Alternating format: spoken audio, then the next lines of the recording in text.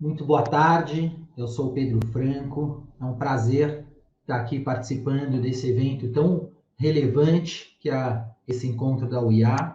Eu me sinto muito à vontade para estar aqui hoje, até porque a minha formação é em arquitetura, eu sou arquiteto, apesar de atuar muito tempo desenhando móveis, eu sou designer. E hoje eu estou aqui a convite da Sher Williams para contar sobre uma coleção que a gente desenvolveu, mostrando efetivamente a importância das cores dentro dessa ambientação, dentro do espaço, as cores para gerar uma emoção, né? Eu, com a minha formação em arquitetura, eu não consigo pensar o produto de uma forma isolada, mas sim preciso pensar no produto como uma plataforma que faça parte de um todo. E para representar esse todo, como vocês vão ver a seguir, nada melhor do que as cores para que a gente efetivamente consiga mostrar um pouquinho do locus da nossa inspiração. Antes de mais nada, eu queria dizer sobre a sinergia, né, que existe entre eu e a Sher Williams. Eu efetivamente trabalho só com empresas que têm os mesmos valores, os mesmos princípios daqueles os quais eu acredito. E a Sher Williams é uma empresa global, ela está em mais de 120 países, ela efetivamente desenvolve uma série de pesquisas no sentido de inovação e sustentabilidade, a análise de tendências no sentido da inclinação do comportamento das pessoas também faz parte aí desses estudos anuais que a Sher Williams desenvolve. E eu, ao mesmo tempo, dentro desse meu trabalho, acredito muito também nessa questão do ser global, né, hoje em dia. Eu me utilizo dessas minhas raízes locais para efetivamente apresentar coleções globais em diversos eventos, como, por exemplo, o Salão de Milão. A pesquisa por novas matérias-primas, novas tecnologias e a sustentabilidade é uma premissa do meu trabalho. Vocês vão ver aí na minha apresentação, por exemplo, a cadeira esqueleto, que é uma das peças mais icônicas da minha trajetória, e na qual a gente pesquisou e desenvolveu uma matéria-prima exclusiva em todo o mundo, com uma forte característica sustentável. E efetivamente, como que efetivamente importa sobre o design, como ele se relaciona com as pessoas, eu sempre desenvolvo um estudo sobre as inclinações das pessoas, ou seja, o que as pessoas esperam de um produto nos tempos atuais. Essa parceria, efetivamente, com a Sharon, a gente fizemos a quatro mãos uma série de estudos, né, sobre a região escolhida como tema da coleção, que é a Bahia. Então, nós efetivamente estamos lançando aqui a Bahia Collection, que é uma coleção, inclusive, que agora em setembro nós vamos lançá-la lá no Salão de Milão. Agora, para aqueles que não me conhecem, eu fiz aqui uma linha do tempo, reduzindo aí para uma apresentação nos próximos 3 minutos, 20 anos. Então, efetivamente, vocês veem aí em cada círculo amarelo desse, são alguns momentos capitais aí da minha trajetória que eu gostaria de compartilhar com vocês. Primeiramente, lá em 2000, quando eu era ainda estudante de arquitetura, eu fui premiado com uma poltrona que se chama poltrona orbital, e que com essa peça eu ganhei um concurso que me deu a oportunidade de expor nesse que é o maior acontecimento mundial de design, que é o Salão de Milão, pela primeira vez. E eu digo que é um momento muito importante da minha trajetória, porque uma vez que você expõe lá no Salão de Milão, você se comunica com o mundo do design, com curadores, com os grandes bairros mundiais, com as grandes feiras e eventos. Então eu digo que foi um momento que se abriram as portas do design mundial para mim, inclusive porque eu tive o privilégio de atrair a atenção de um grande curador de design que se chama Vanni Pasca, ele é um italiano, e ele escolheu aquele meu produto como capa de um livro que se chama Scenari del Giovanni Design. Então ele que é um dos grandes curadores mundiais, efetivamente escolheu a minha peça, essa foi a minha primeira peça como capa desse livro, e desde então eu digo que eu comecei a desenvolver um grande networking, ser convidados para mostras internacionais, e de fato, desde então, todos os anos eu participo do Salão de Milão. Agora, eu participava do evento nessas manifestações que acontecem no decorrer da cidade. O Salão de Milão ele é muito grande, ele tem um evento principal, e ele tem uns eventos que se chamam Fora e Salone, que acontecem no decorrer da cidade. Nesse primeiro momento, eu participava nessas exposições paralelas, né? Lá em 2009, que vocês veem aí uma outra circunferência, foi um ano muito importante na minha autoestima criativa, porque a Torino Design Week me convidou para palestrar ao lado de um design que era uma grande referência, um grande ídolo para mim, que é o Enzo Mari. Ele como designer europeu consagrado, e eu como um designer sul-americano, ainda em formação, né? Então, foi um momento muito importante para mim ter essa oportunidade e que me mostrou que eu estava no caminho certo, né? Levar as minhas raízes brasileiras, e tanto é prova que eu fui convidado a falar ali durante o evento sobre essa minha etapa inicial aí de criação, né? Ali já em 2009 também, uma grande curadora italiana que se chama Marva Griffin, ela me elegeu como um dos 100 mais promitentes designers do mundo, e com isso ela me convidou então para participar de um espaço que se chama Salone Satélite, que é um pavilhão dedicado a esses jovens designers promissores, só que dentro já do evento principal. Então, se antes eu estava participando por esses 9 anos iniciais do Fora e Salone, agora então foi o meu debut no evento principal, na Feira de Ropero, que é desenhada pelo arquiteto Maximiliano Fuchs. E quando você é selecionado para participar do Salão em Satélite, você pode participar durante 3 anos para mostrar a evolução da sua trajetória. Foi um momento muito importante no qual eu desenvolvi algumas peças que se tornariam icônicas aí na minha trajetória, né? Inclusive, em 2013, posteriormente a apresentar o meu trabalho no Salão de Milão, entendendo a importância daquele momento, daquele movimento, já muito globalizado, tendo o meu trabalho globalizado, com reconhecimento internacional, e já mais estruturado, eu resolvi fundar a minha própria indústria, que se chama Lot of Brasil. E para essa indústria, eu decidi não ter só as minhas peças, mas também, sob a minha direção de arte, convidar grandes designers internacionais para desenvolverem coleções exclusivas, como o italiano Alessandro Mendini, como a Pininfarina da Itália, e tantos outros profissionais. Mas a premissa era que esse produto fosse desenvolvido em função de um briefing brasileiro e para ser produzido 100% no Brasil. Com esse posicionamento de marca tão diverso, a gente teve uma grande publicação no jornal italiano Corriere della Sera, nos chamando de a nova onda brasileira. E, em função disso, o Salão de Milão nos transformou na primeira indústria da América Latina convidada a participar do Salão de Milão oficial, né? Aí, efetivamente, não mais no Salone Satélite, espaço destinado aos jovens promissores, mas sim ao evento principal. E desde então a gente participa como indústria durante todos os anos, desde 2012, consecutivamente, né? Fomos eleitos a capa do jornal The New York Times, em função de uma criação minha que se chama Sofander Construction, que eu vou falar mais à frente. Ali em 2016 foi um outro ponto muito importante, agora na trajetória da Lot of Brasil, a minha cadeira esqueleto, que é produzida a partir da injeção de resíduos de semente de frutos brasileiras, ela foi convidada a fazer parte do Museu Vitra Chadepo, um dos mais importantes museus de design do mundo.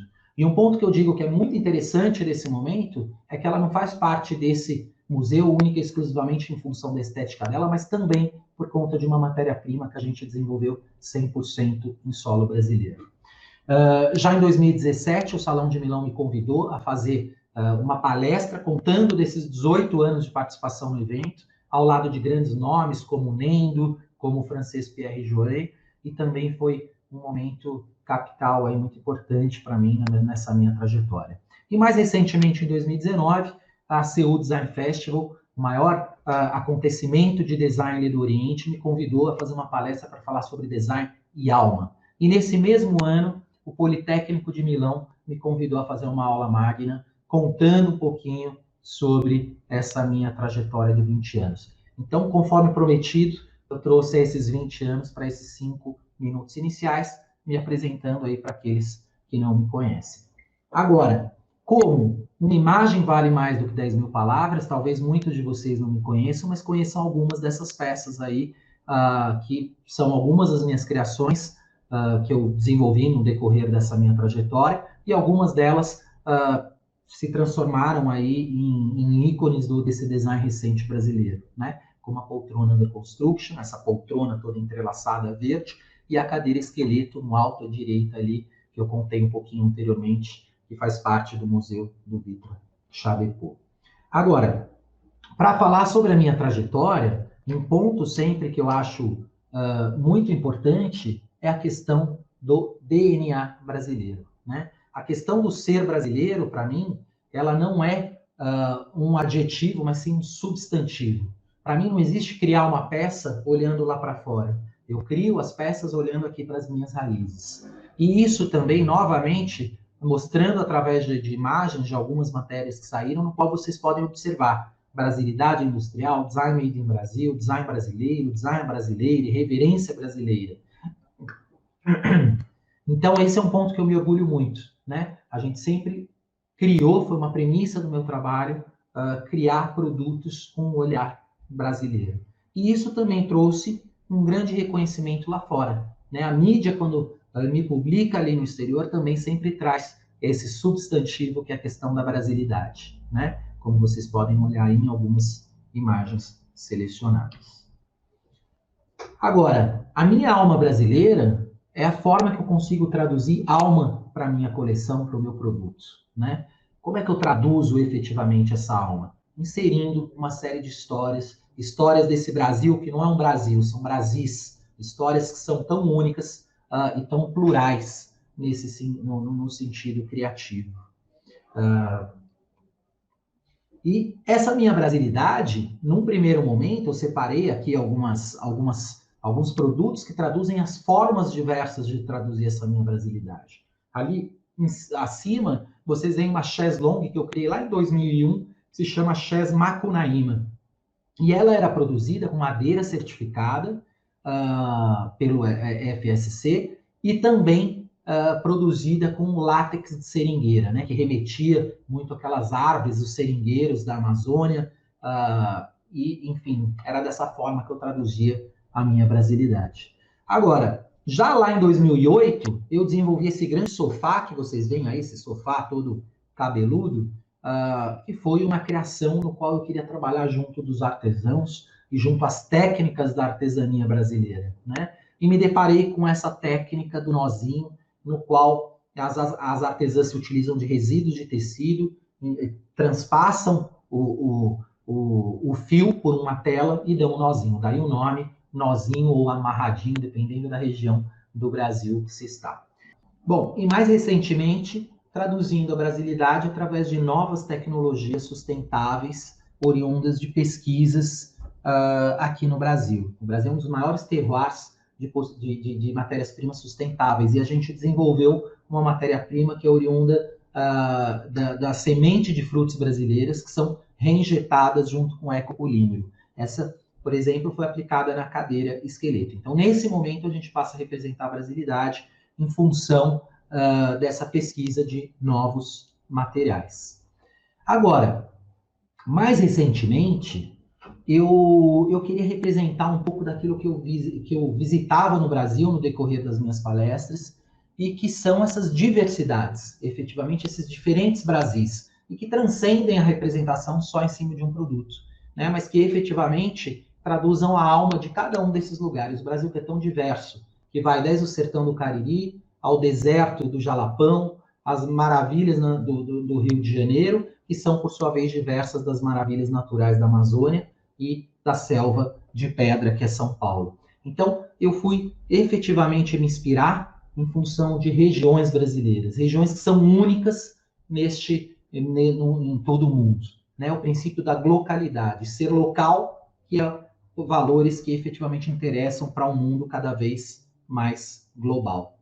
E dessa maneira, em função de algumas visitas em algumas regiões brasileiras, eu não pensava mais no produto, mas sim em levar toda aquela coleção inspirada em regiões brasileiras. Levei o Cariri para o mundo, levei o Jalapão, as belezas ali do capim dourado, que é tão exclusivo ali daquela região do Tocantins, e inclusive também o cerrado ali da região do Cariri, viraram tema das coleções que a gente apresentou em Milão. Agora, como apresentar essas coleções sem considerar o elemento cor? Ele é fundamental, né? Cada região dessas, ela remete imediatamente a um tipo de cores diferentes que representem toda essa fauna e flora. E desde então, o meu substantivo sobre a brasilidade, ele transcendeu o produto e se transformou o design em uma plataforma que conta histórias do Brasil para o mundo. E só para resumir um pouquinho dessas apresentações que a gente fez em Milão, este, por exemplo, foi um stand que nós apresentamos, toda uma coleção que foi criada em função da região do Cariri, lá no Ceará. Uma região que eu fui visitar, posso fazer uma palestra ali em Fortaleza, e que eu me encantei, porque tem uma série de mestres de ofício, e no qual você tem aí uma grande transição que vai desde o sertão do Cariri até as grandes matas ciliares da serra, ali da região do Cariri. Onde a gente tem representado ali na gráfica todos os credos, né, como, por exemplo, o Padinciso, ou ainda trabalhamos com artesãos locais que fizeram, por exemplo, os retratos pintados que vocês veem ali à direita, de todos os designers que fazem parte da Lore of Brasil. Ou seja, nesse momento, o produto ele é só uma parte de um todo. Ele é uma plataforma que conta histórias de cada região. E, seguindo essa premissa, nós também apresentamos uma coleção inspirada na região do Jalapão, do deserto do Jalapão, as belezas do fervedouro, as belezas do capim dourado, e que se transformaram em tema da coleção que a gente levou para Milão em 2018. E essas foram as cores que a gente escolheu para compor a coleção e que conseguiam efetivamente trazer essas cores bem fortes do deserto do Jalapão.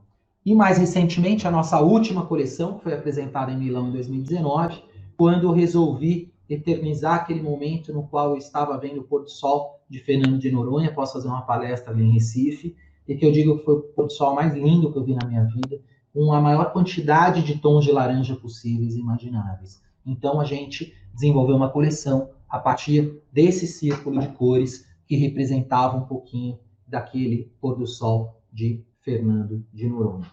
E agora, chegando efetivamente à nossa mais recente coleção, que vocês estão vendo em antemão aqui, mas que vai ser apresentada agora em setembro, lá no Salão de Milão, no qual a gente vai levar o conceito das rendas, os conceitos da Bahia, né? As rendas, sobretudo, surgem como inspiração para fazer um contraponto a esse momento que a gente tem hoje, no qual a inteligência artificial se ganha uma grande importância, né? E eu lembro de retornar do último Salão de Milão, olhando grandes players produzindo em função de inteligência artificial, e aquilo me incomodando muito, né? Os criativos são humanistas, a gente efetivamente acredita em uma criação para transformar o mundo em um lugar melhor, e eu acredito efetivamente em nós como protagonistas, se utilizando da tecnologia, mas se utilizando da manualidade. E aí eu peço licença para ler um pouquinho deste manifesto, que diz que industrial e artesanal. As tramas manuais se contrapõem à grande rede da Matrix. A alta tecnologia não substitui, mas dá mão para a artesanalidade. O design transforma-se em uma plataforma que impulsiona o trabalho de artesãos e movimenta a indústria. Os produtos realçam os valores da memória afetiva, realçando os arquétipos sociais. E a coleção que efetivamente se apresenta se chama Bahia, na qual eu procurei eternizar o momento que eu passei por lá, numa viagem de imersão que eu fiz à Bahia, e no qual estava vendo a Filipelô, né? Ou seja, a feira literária ali no Pelourinho. E a Bahia, que é tão tolerante, que tem com tanta maestria e exemplo, mostra um pouquinho da questão do sincretismo religioso. Eu digo que cada coleção ela é precedida de um momento, né? Um momento de epifania. E para mim esse momento aconteceu nessa igreja que vocês veem nessa imagem, no lado direito, a igreja que chama Nossa Senhora do Rosário dos Negros, e no qual eu vi uma feira, uma missa, desculpe, na qual nós tínhamos todos os rituais católicos, com todos os santos que fazem parte dessa igreja são negros, e com cânticos do candomblé, né? Ou seja, um exemplo de tolerância, um exemplo sobre esse sincretismo religioso. E aquilo que eu decidi transformar em coleção, na Bahia Collection.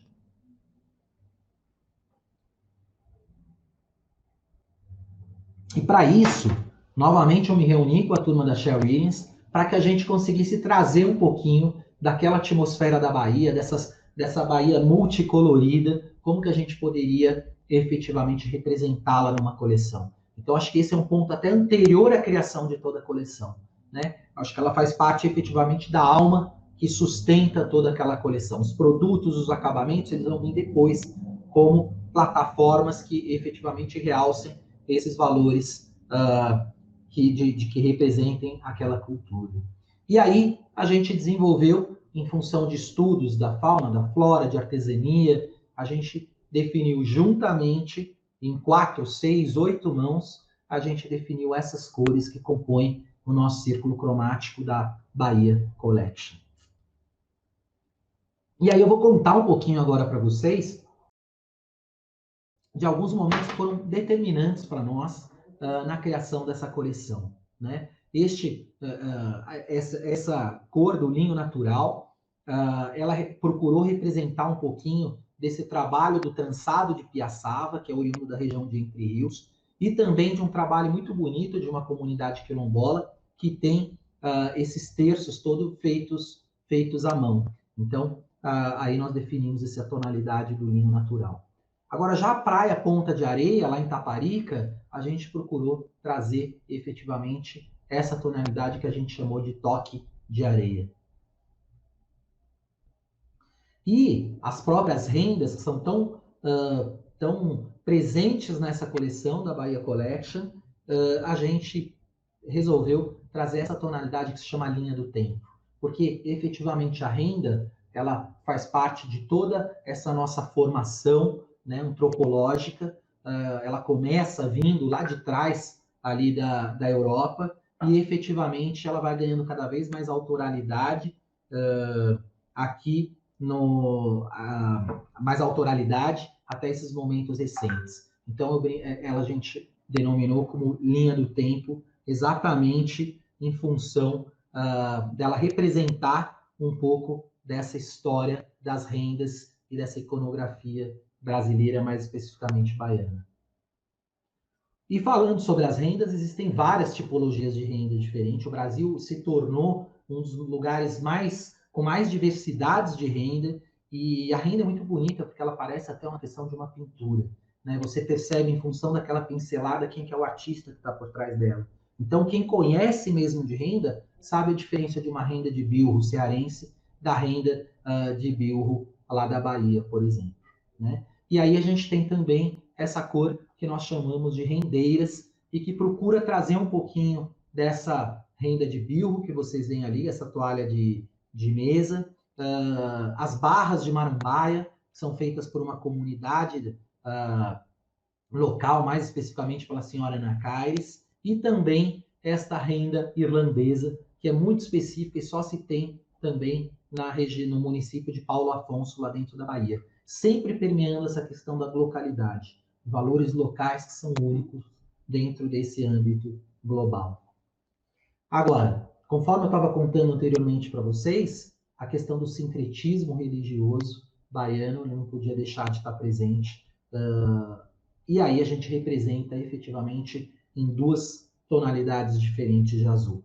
Proteção azul e a Baía de Todos os Santos. A proteção azul remete àquela arquitetura colonial, como da Igreja de São Francisco de Assis. E a Baía de Todos os Santos, também trazendo os casarões de Canavieiras, mas, sobretudo, a gente tem aí a questão da fé e de Iemanjá, traduzida aí na cor, que não por acaso é o nome da nossa coleção, Baía de Todos os Santos. Agora, já a questão dos cestos em fibra de palmeira, eles foram representados nesse verticel, e a questão dos índios da costa do descobrimento através do incenso de mirra, que remete a esses mantôs, essas saias todas que os índios se utilizam por lá. E mais especificamente, na questão da fauna e da flora baiana, a gente tem aí o mandacaru, a vitória régia, a água de coco, traduzida na tonalidade que a gente chamou de país tropical. Este aqui é um elemento também muito interessante que compõe a nossa coleção, são a questão dos santos de terracota. Vocês veem ali no canto, eu tenho aqui uma peça dessa, feita pelo mestre Gerard, e que ele se utiliza dessa terracota local e depois ele vem fazendo a pintura do rendilhado todo à mão no produto, assim como a gente vê também essa tonalidade nas panelas cerâmicas lá de Abaré. Essa tonalidade a gente chamou de especiarias. E por fim, também guiando toda essa coleção, toda a parte de estruturas metálicas que compõem as nossas peças, a gente efetivamente trouxe essa tonalidade do bronze conectado. E assim a gente fecha um pouquinho o ponto inicial, que foi o estudo dessa fauna, flora, costumes, artesania baiana, para efetivamente dar alma à coleção. E agora eu vou chegando especificamente aos produtos, né? Lembrando sempre o que eu contei anteriormente, que as rendas, elas surgem como um manifesto de contraponto à malha da Matrix, da inteligência artificial. A gente traz essas rendas brasileiras. Eu, particularmente, já tinha uma grande coleção de rendas que eu vinha acumulando no decorrer das minhas andanças Brasil afora. E aqui eu criei também uma terceira renda em homenagem a essas rendas de diferentes regiões que se misturam, transformando uma nova que vai ser aplicada pelas grandes máquinas, porque a gente vai trabalhar ora com artesão e ora com a grande indústria. Então, cada uma dessas rendas em negrito que vocês veem aí são rendas autorais que eu criei e que são oriundas do Fusion de outras rendas típicas brasileiras, como, por exemplo, do bilbo se misturando com a renascença e por aí vai. E este é o contraponto que a gente sempre vai ter nessa coleção. Um contraponto não, uma sinergia, uma intersecção entre o manual e o industrial. Não existe um lado mais bonito que o outro, cada ponto tem a sua beleza. E esse é um mundo que eu acredito particularmente que o design pode deixar o mundo cada vez melhor, né? Trazendo memórias afetivas, alavancando o trabalho do feito à mão, dos artesãos, e também alavancando, trazendo um produto muito único, especial para a grande indústria.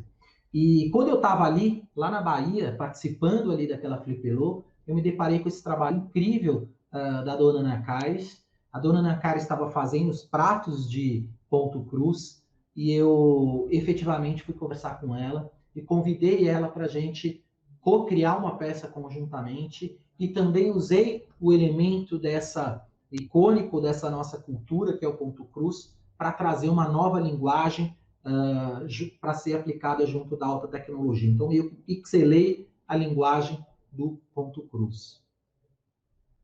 E aí, eu convidei a dona Ana Caires para se utilizar da minha poltrona Under Construction, uma peça icônica da minha trajetória que eu mostrei lá atrás, que foi capa do jornal americano The New York Times, apontada como uma das 4 tendências do Salão de Milão 2017. Mas, para ela se transvestir efetivamente de Coleção Bahia, eu convidei a dona Ana Caires para co-criar comigo. E pedi para ela pensar qual seria a melhor forma de aplicar essa expertise desse saber dela para dentro dessa minha estrutura da Under Construction. E essa foi a peça que existe uma grande intersecção entre a dona Ana Caires e o Pedro Franco, né? E o que é bonito dessa peça é, novamente, o design como plataforma para um mundo melhor. Essa peça, ela acompanha para todo mundo um tag, toda vez que nós enviamos ela para alguma parte, ela acompanha um tag no qual a gente dá o crédito da dona Ana Caires. Porque quem quiser a técnica do ponto cruz vai conversar diretamente com ela e comprar o trabalho dela diretamente com ela. Agora, quem quer o trabalho, a poltrona do Pedro Franco, vai comprar conosco essa peça, porém, ela é sempre produzida também pelas mãos da dona Ana Caires, né? Cada tira dessa que vocês estão vendo aí. Então, a gente vê aqui a intersecção no produto, de um produto industrial, alavancando o trabalho do artesão, e também como plataforma para exponenciar, chamar atenção para o trabalho do artesão. O design por um mundo melhor.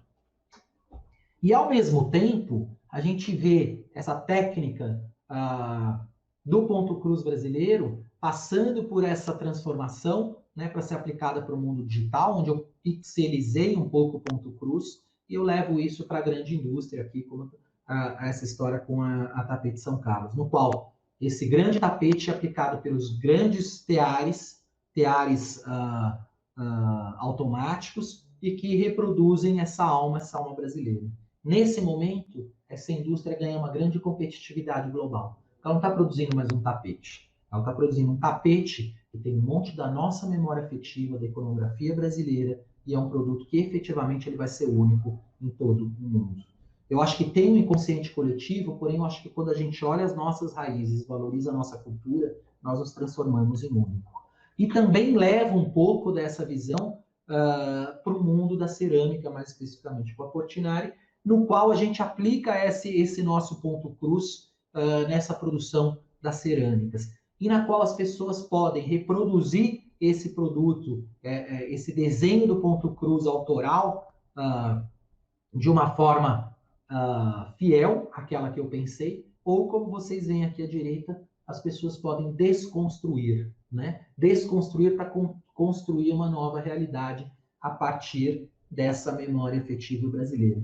Então, eu acho muito bonito essa questão dessa memória afetiva e a possibilidade de convidar as pessoas a co-criarem, né? Agora, o que eu acho mais interessante no mundo, que ele precisa cada vez mais de sustentabilidade, a melhor sustentabilidade que a gente pode ter emocionando as pessoas. Quando as pessoas se identificam com cada história, elas não descartam um produto com facilidade. Ninguém descarta uma cadeira que é herança da avó, uma memória de uma viagem, assim como não se descarta um produto industrial ou artesanal, mas que tem uma história na qual se identifique, né? Este daqui foi um bar, se chama Rendeiras, inspirado na técnica do Bilro, no qual a grande tecnologia CNC faz esse recorte a laser e aplica esses desenhos todos na chapa metálica.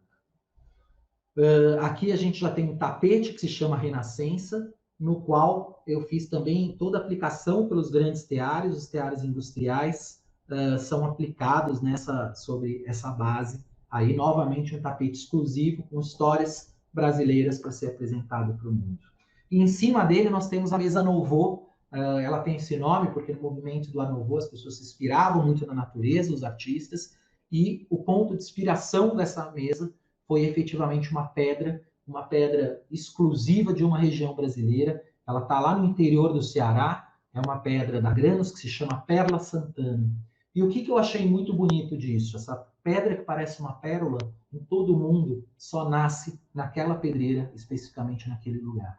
E mais do que tudo, ela tem uma formação geológica 10 vezes mais antiga do que qualquer mármore, por exemplo, o mármore italiano, e conta um pouquinho da formação geológica que formaram as terras que a gente pisa aqui, que fizeram o nosso país. E mais especificamente sobre essas pedras, com o uso da alta tecnologia, a gente fez a aplicação dessas minhas rendas autorais, trazendo essa memória efetiva do fazer manual brasileiro. Então a gente tem o fazer, a história geológica brasileira junto da história do fazer brasileiro. Essa daqui é a poltrona que se chama Rendeiras, e nesse encosto aplicado pela grande tecnologia, eu tenho todas aquelas minhas rendas autorais que, por sua vez, traduzem uma série de rendas de diferentes partes do Brasil. Eu digo que no encosto dessa cadeira a gente tem o Brasil todo representado aí por essa tipografia, essa iconografia das rendas. Aquela mesa de centro que eu apresentei para vocês, a Nouveau, ela também tem essa versão em mesa de jantar, que tem mais de 3 metros de distância entre os pés. E aquela poltrona Rendeiras tem também a versão do sofá Rendeiras.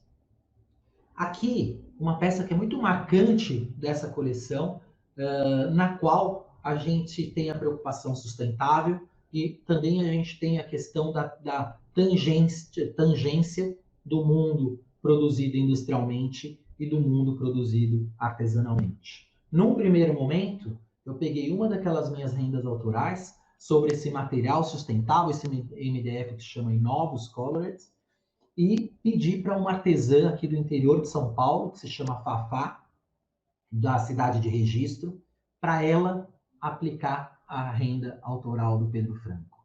E o que é bonito disso? Como toda peça artesanal, ela é diferente, uma peça da outra. Nenhuma porta é igual a outra. Quando você entra na questão da artesanalidade, ela é única.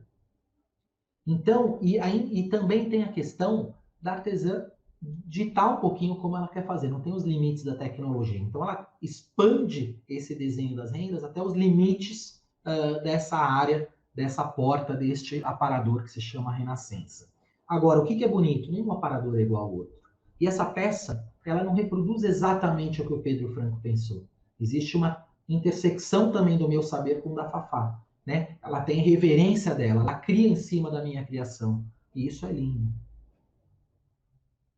E por outro lado, eu também tenho esse mesmo desenho, este mesmo parador, sendo produzido com a grande CNC fazendo esses recortes. E aí a gente percebe a limitação da máquina, né? Uma vez que você tem que ter um recuo maior de cada prancha dessa, mas ao mesmo tempo a gente tem a disciplina reproduzindo fielmente o que o Pedro Franco pensou, tem a sua beleza. Agora eu pergunto para vocês, tem uma peça mais bonita que a outra? Ou cada uma tem a sua própria beleza? E é isso que eu acredito. Eu acredito efetivamente numa intersecção do manual e do artesanal. Não do industrial e do artesanal, não um substituindo o outro, não inteligência artificial, não robô produzindo, mas sim numa intersecção entre esses dois mundos. Aqui, mais especificamente, tem uma cadeira que eu criei em homenagem à minha esposa, por isso que ela chama Flá, e que também é um símbolo dessa coleção, porque ela contrapõe o industrial com o artesanal. Se a gente tem aqui o encosto dessas peças com as minhas rendas autorais, sempre trazendo essa cor do bronze conectado da nossa coleção, eu tenho também uma outra peça que é feita de um modo artesanal. Foi uma peça, eu me deparei com um trabalho muito bonito de uma artesã pernambucana, que faz joias, que se chama Fernanda da Verde Joias, e ela faz a eternização, né, de sapatos de criança, de buquês de casamento, de sementes e folhas de frutos brasileiros, e aí eu provoquei ela a fazer isso com um pedaço de renda, né? E aí ela tensionou a renda, como vocês veem ali naquela primeira imagem, deu banho de cobre naquela renda, moldou e transformou aquela pequena renda em um bracelete. E aí eu desafiei a Fernanda a fazer isso com aquela coleção das rendas que eu tinha de todo o Brasil. E aí a gente tem peças que são únicas, peças que são feitas à mão e eternizadas para todo sempre. E eu acho super importante essa questão de eternizar o fazer do artesão, porque essa primeira peça, por exemplo, é de uma artesã que se chama Maria de Fátima, que ela fazia esse bordado com linha de carretel. E quando eu fui desenvolver essa coleção, eu tinha comprado uns 2 anos atrás já essa renda com ela, eu fui atrás dela e ela tinha falecido, ela já tinha uma idade avançada, e nenhum dos netos nem filhos quiseram aprender aquele ofício. E quando o saber do artesão se fecha, é um livro, um pouco da nossa história que se fecha, né? Então essa questão dessa poesia de eternizar esse saber também artesão, acho muito bonito. Cada peça dessa é única e é sempre feita à mão. Agora eu pergunto novamente, qual que é a mais bonita dessas peças? Não existe uma mais bonita que a outra. Ambas têm a sua beleza. Novamente uma intersecção, mostrando que essa intersecção que vai transformar o mundo em um lugar melhor. E essa mesma técnica da eternização que a gente desenvolveu, eu apliquei nessa mesa que chama Raiz, não por acaso, mas porque eu acredito numa criação inspirada em função das nossas raízes. Então, é muito simbólica desse valor que eu acredito. Essas raízes que nos transformam em único, como eu falei lá no início, e as rendas eternizadas desses saberes manuais brasileiros. E por fim, eu tenho desenvolvido sempre com a Sher Williams um trabalho também muito incrível com essa artesã que ela está lá em uma ilha do São Francisco e no qual ela produz esse trabalho de macramê e eterniza também aquele macramê com as telas com maisena, né? Então é uma outra forma de eternização. A gente está desenvolvendo uma série de luminárias, mas também uma série de cestos que quem quiser, efetivamente, é só entrar lá no inbox da Sher Williams, que foi uma peça, esses cestos que eu desenvolvi exclusivamente para Sher Williams, e é também um trabalho de design para transformar o mundo em um lugar melhor e, efetivamente, gerar renda para Maria de Fátima, que desenvolve esse trabalho incrível e que é essa senhora simpática que está aqui, desculpa, Dona Maria de Lourdes, da Ilha das Flores, lá no Sergipe. Bom, mais recentemente, tem algumas últimas matérias que saíram um pouquinho, que saíram na mídia, que traduzem um pouquinho do que eu efetivamente acredito, né? Acredito num design que vai muito além da função de uso. Hoje eu não trabalho com nenhuma empresa, nenhuma fábrica que me chama, por exemplo, para desenvolver uma cadeira para atender função de uso. O mundo já tem tudo, né? O mundo já tem cadeiras, o mundo já tem luminárias. Eu acredito sim, e me dá muito prazer trabalhar com um design que ele se transforme em uma plataforma, um design com propósito, que traga alma dentro dele e que incomode as pessoas, incomode no sentido positivo, de emocionar, de contar histórias, né? Eu acho que todos nós percebemos a importância de um produto que conta história nesse momento de pandemia que ficamos dentro das nossas casas. Aquela peça de plástico que a gente comprou e que não conta nenhuma história para a gente, não foi interessante. Mas aqueles produtos que trazem histórias, que compõem um pouquinho e trazem alma para aquele nosso habitat, ele é fundamental. Eu acredito em criar produtos que efetivamente tenham alma e que tenham propósitos. E essa é a nossa mais recente coleção que eu apresentei para vocês, inspiradas na Bahia Collection, que surge desse estudo das cores, né, desse círculo cromático que eu criei com a Sherry Williams, da Bahia Collection, e que fazem parte, trazem vida a toda a nossa forma expositiva, os acabamentos dos produtos e na atmosfera, a atmosfera que efetivamente vai abrigar esses produtos e que vai ser apresentado lá no Salão de Milão. Vocês nos acompanhem para ver um pouquinho dessa história nos próximos capítulos. Muito obrigado a todos, foi um grande prazer participar aqui de um evento, novamente, repito, tão relevante como a UIA. Meu muito obrigado.